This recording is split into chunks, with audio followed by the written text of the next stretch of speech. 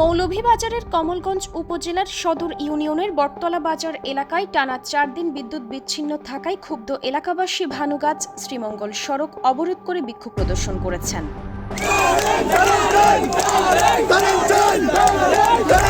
এতে সড়কে যান চলাচল বন্ধ হয়ে সাধারণ যাত্রী ও চালকদের চরম দুর্ভোগে পড়তে হয়। পরিস্থিতি নিয়ন্ত্রণে কমলগঞ্জ উপজেলা প্রশাসন ঘটনাস্থলে পৌঁছে স্থানীয়দের সঙ্গে আলোচনা করে।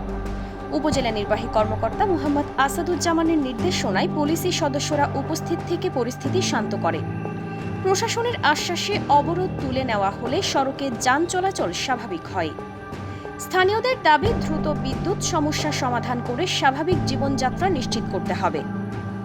আমরাও নাই জানেন, ভারী বৃষ্টি বর্ষণ বৃষ্টির কারণে এই ঝড় তুফানের কারণে গত 2 দিন যাবত আমরা বিদ্যুৎ পাচ্ছি না, আমরাও সংযোগ বিচ্ছিন্ন অবস্থা আছে। এখন 5 দিন যাবত আমরা এই কথা আমরা জানি না, যদি জানতাম হয়তো আমরা ব্যবস্থা নিতাম। তো আমার মনে হয় আপনারা এরকম পথ অবরোধ করার আগে আমাদেরকে জানানো উচিত ছিল।